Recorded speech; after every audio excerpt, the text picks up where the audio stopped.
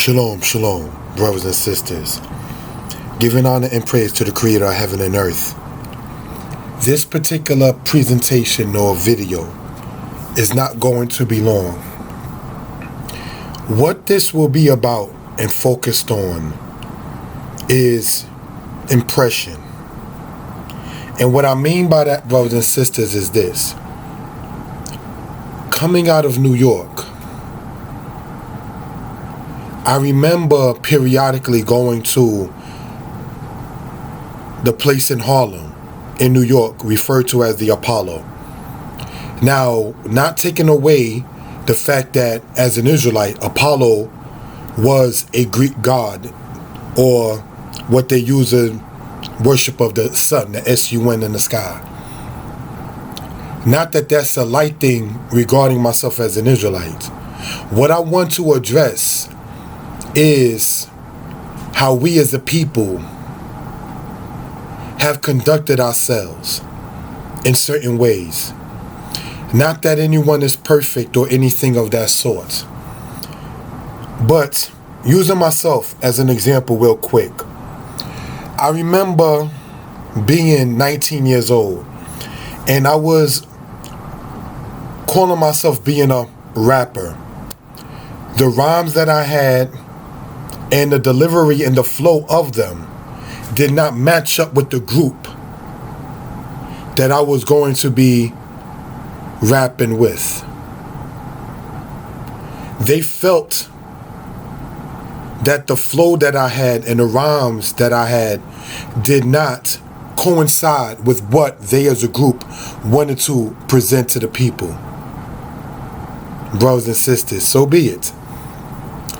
We did a recording and they told me about how they felt. To a certain extent, I felt hurt.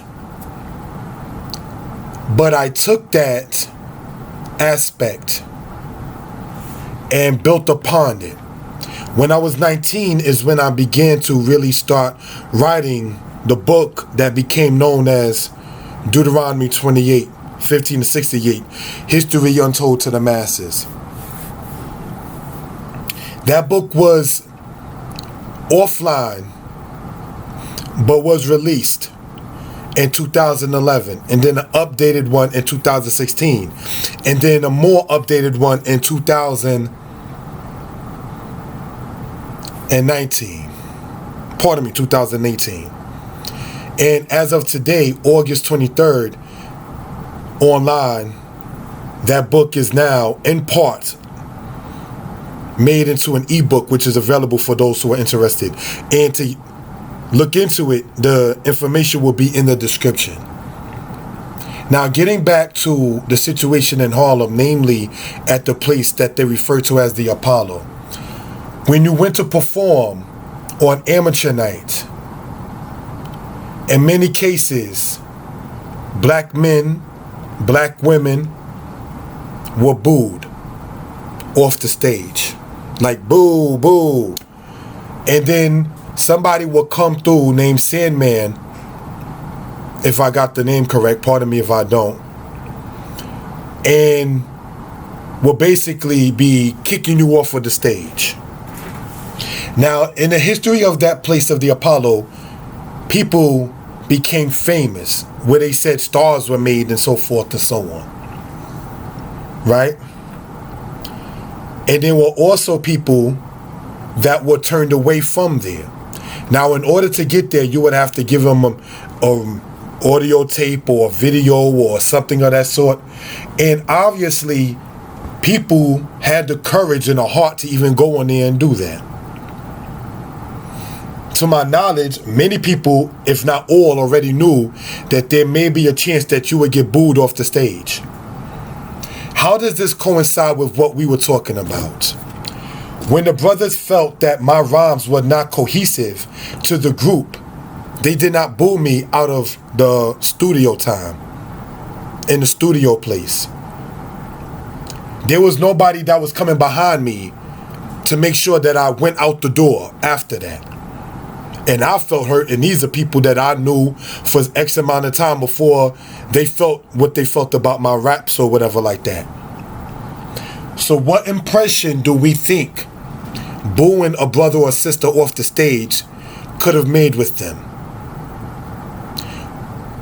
Could there have been a better, nicer way to let the person know that the audience is not feeling you? Could there have been a more mature way to handle such? See, when you look at certain things, and it's not to be racial, but when you look at certain things, say like Carnegie Hall, Radio City Music Hall, or so forth, with white people, they don't boo the people off. White people, in one of their favorite sports in America, which is baseball, one of their favorite sports, they have a saying in their song, we root for the home team, whether they win or they lose.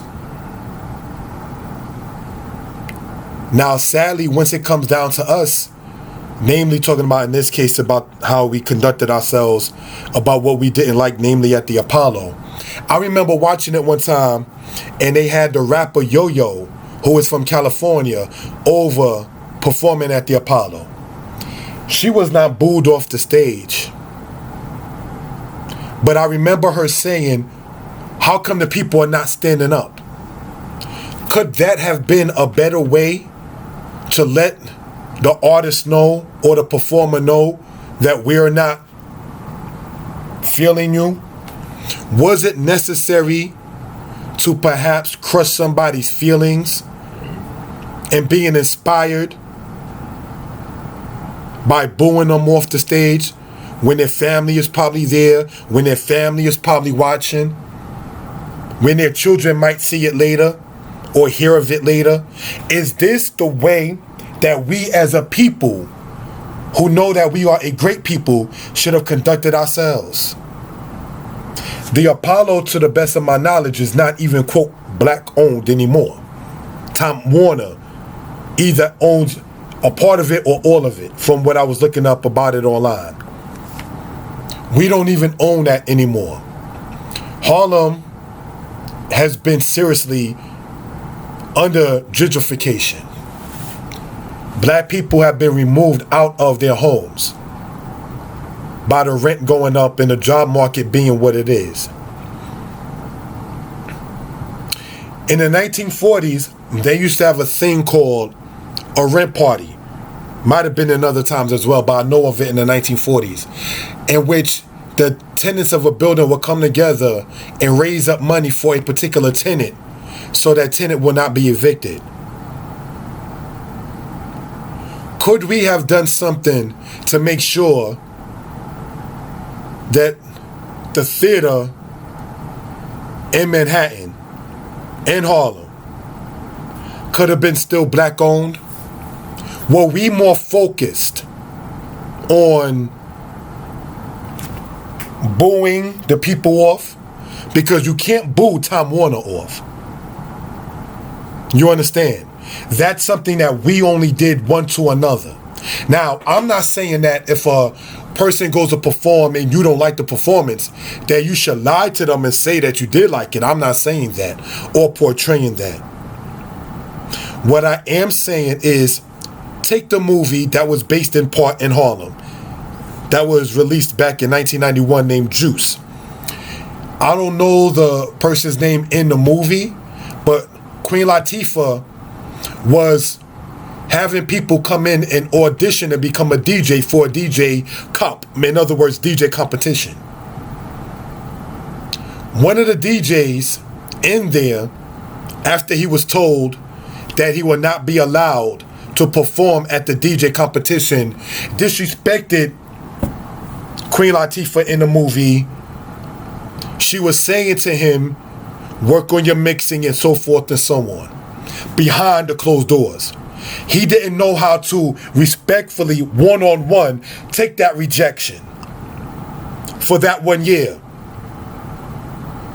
And he cursed her out and said certain words, and they actually said certain words which I will not repeat on this channel. For those who know the movie Juice, you know what I'm talking about. If you go to audition and you get turned down, there is a nice way even to handle that. All right, I ain't make it this time, but I'm going to come back next year and you're going to see how I improved. I remember being a teacher inside of Israelite camps, and the timing in which I was expected to teach was moved from one time to another. It wasn't for me to sit there and get in my feelings, quote unquote, and be upset. No, I took that as a way of saying that's more time for me to get the PowerPoint more solid. That's more time to get my history notes or my Hebrew presentation more on point and to a point. So the brother, just using that movie Juice as an example, who behind closed doors was rejected to perform in front of everybody, one-on-one as they was having a discussion, you got to know how to have thick skin and just be like, okay, well, you didn't accept it this time. Tell me, Latifah, what to work on. Work on your mixing. Work on your opening. Work on this. Work on that. You understand? It's expected when somebody is booed at the Apollo that they have thick skin about it and go along their way. But my point in this video in part is, could it have been a better, more respectful way to handle such a thing? Could it have been, as stated earlier, a nicer way to handle such a matter? Or was that the only way to let a brother or sister know that you was not feeling their performance? Do we not realize that people do, regardless of your age, do have feelings? You never know who you are booing. You never know how that person might react or feel in that way about that kind of disrespect, in a nutshell, public way of handling the matter. We are the only people who seem to think that such a thing is good, but we don't look at what's been happening to the Apollo in Harlem, New York, black people in general, and the legacy that we have left, in part, speaking as a person living in Harlem, right? Nicky Barnes, Guy Fisher, Alpo, Richard Porter, Frank Lucas. These are the people who help bring down Harlem. You understand? Those people whom I mentioned were drug dealers. At one time, the drug dealer, Guy Fisher, owned the Apollo at one point. What happened with us as a people? Now, I'm going to close this out in line of what I've been saying, that yes, just looking at the movie Juice, there was a line of brothers auditioning for a DJ competition. If their names were to be put on the list, they know about it. If their names were not to be put on the list, they can have another chance at it the next year. That's professional on how you handle that behind closed doors. Just like the brothers who felt that my raps and my rhymes were not cohesive for the group, they respectfully let me know what it was. And I'm friends with them on Facebook and in real life to this day.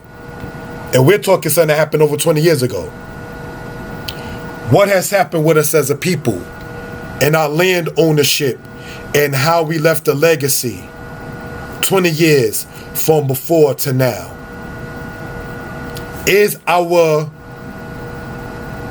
legacy booing one another?